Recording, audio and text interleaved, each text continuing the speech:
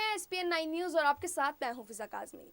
लोकतंत्र का मंदिर माने जाने वाले संसद भवन की तस्वीर अब बदलने वाली है। प्रधानमंत्री नरेंद्र मोदी दिल्ली में नए संसद भवन की नींव रख चुके हैं। आजादी के 75 साल पूरे होने तक ये नई बिल्डिंग तैयार हो जाएगी। मौजूदा बिल्डिंग से कहीं ज्यादा ये बड़ी, आकर्षक और आधुनिक सुविधाओं वाली है।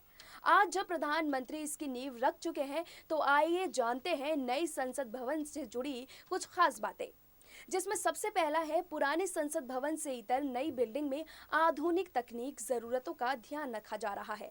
अगस्त 2019 में मौजूदा लोकसभा स्पीकर ओम बिड़ला और उपराष्ट्रपति वेंकैया नायडू की ओर से नए संसद भवन का प्रस्ताव रखा गया था। प्रस्ताव के मुताबिक नया संसद भवन 64,500 स्क्वायर मीटर में बनाया जाएगा, जो 4 मंजिला होगा और इसका खर्च 971 करोड़ रुपए आएगा। इस संसद भवन को 2022 तक तैयार किया जाएगा। सभी सांसदों के लिए संसद भवन परिसर में दफ्तर बनाए जाएंगे, जिसमें 2024 तक तैयारियां की जाएंगी। नई बिल्डिंग का डिजाइन एचसीपी डिजाइन मैनेजमेंट ने किया है, जो अहमदाबाद से है। वहीं इसका निर्माण टाटा प्रोजेक्ट्स द्वारा किया जाएगा।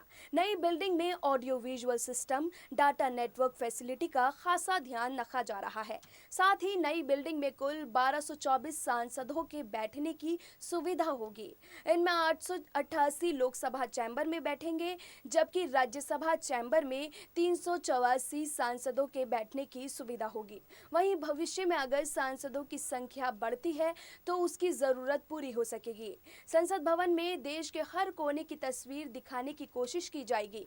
नई बिल्डिंग में सेंट्रल हॉल नहीं होगा। लोकसभा चैम्बर में ही दोनों सदनों के सांसद बैठ सकेंगे।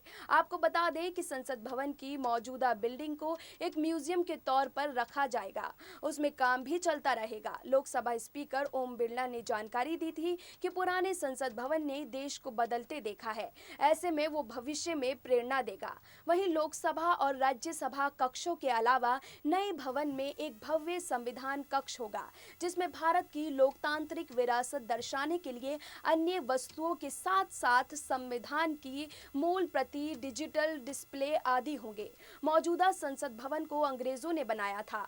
12 फरवरी 1921 को इसकी नींव रखी गई और 1927 में जाकर ये तैयार हुआ। Sir Edward Lutyens, sir Hobart baker की अगुवाई में संसद भवन की बिल्डिंग तैयार हुई थी, जिसे दुनिया के सबसे बेहतरीन इंफ्रास्ट्रक्चर के तौर पर देखा जाता है।